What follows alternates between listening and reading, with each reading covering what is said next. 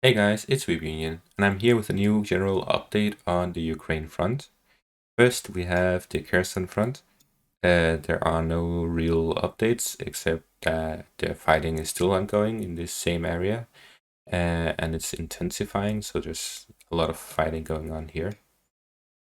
There's actually been no reports of fighting here lately, so I'll delete that later. The shelling is still ongoing in the Zaporizhia front. This is still unknown. Actually, I think I'll delete this because it was claimed once and then there's been no talking of it since and no confirmation. Fighting is still ongoing here. You still see the same. There's been no movement on the front line. Pisky was taken, but the rest is still ongoing. Avdiivka is still getting attacked from two sides, and Krasnohorivka under attack as well. This is possibly taken. Could open a new front north or west.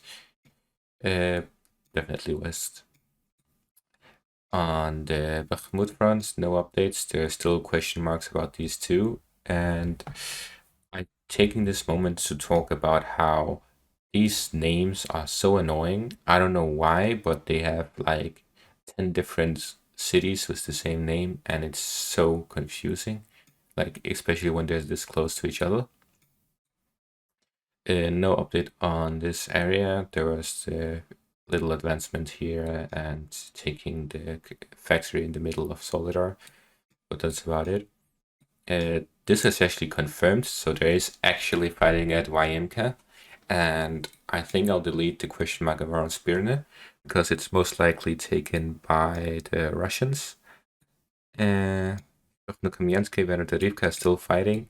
Seversk still artillery battle, and Hryhonivka still fighting. On the Isium front, there's actually new developments. There are reported fighting at around Novodimitrivka and Veronopilya. Both areas reported fighting. Ukrainians claimed to have taken this village, which makes no sense considering the Russians didn't have it. So I put it as fighting, as that's most likely what it is, or Ukrainians actually have it. But let's keep it at fighting for now. And then there's reported fighting at Novodimitrivka, and there's also fighting at Stolina. So I pulled the front line back a bit. Still fighting at Hitorivka. It's a very important village, so that's why it's taking a long time. And then again, new developments here northwest of Kharkiv. And as I mentioned, Otno-Rubivka and Otno-Rubivka. This is very annoying because I don't know which it is until I actually look closely to the map. I first thought it was this, and I thought it was way too weird, so I went to the left. I thought this had a similar name, so thought it might be it. But then I saw the name up here.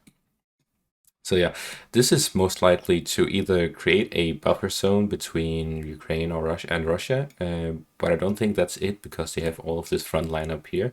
So very likely they're trying to take this road for a possible offensive here in the northwest to coincide with the offensive here, which will allow them to come from two sides instead of just taking one. Also, there's a lot of troops here, which means that they could make some kind of maneuver to cut off the troops defending here. But we'll see.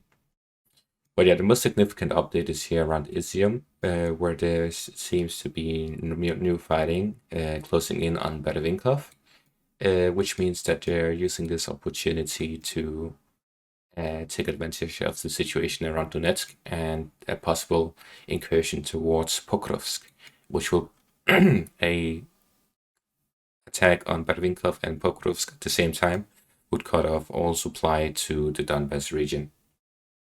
As I was rendering this video, new reports arrived that the Russians are actually starting to attack Pervomaiske from the Isky direction, which means that we're most likely going to see what I mentioned of a general offensive against the supply lines of the Donbas region, as we see both attacks going towards Bervinkov and attacks against Pokrovsk. This is a very long distance, I think about 50 kilometers. 35 kilometers. So it will take a while on this front.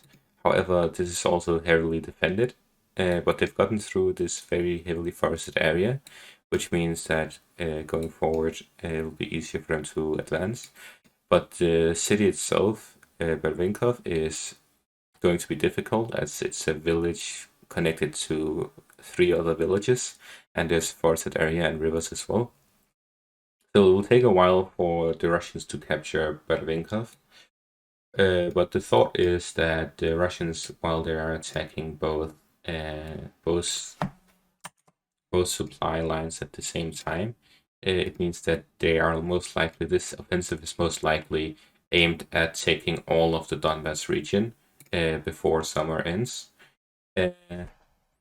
So in a month's time, this means that what we are most likely to see is that Russia is concentrating a huge amount of troops around the Donetsk city and Izium city.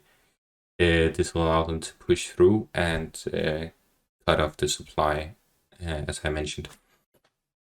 If we look at militaryland.net, the deployment map they have, we can see that Ukrainians actually have upwards of 200,000 troops in the Donbass region, which means that they actually get rid of theirs, or they lose, or they consume a lot of supply, which means that with the supply lines cut off, it won't be long before they are running out.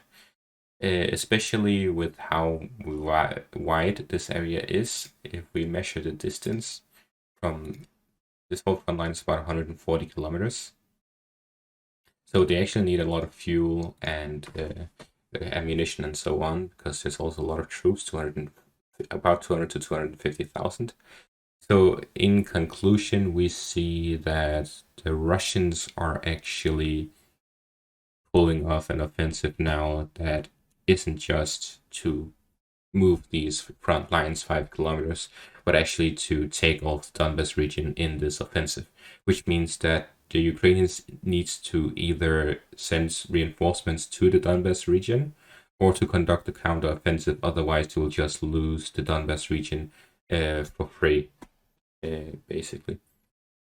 So yeah, this is a huge threat for the Ukrainians, and they need to react to this, otherwise Russia will just defeat them. As it is right now, the Russians are advancing on every part of the front line, which means that they're winning on every part of the front line.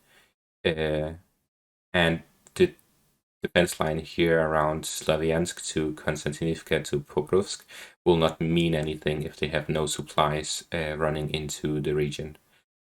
That's it for this video. Thanks for watching and have a great day.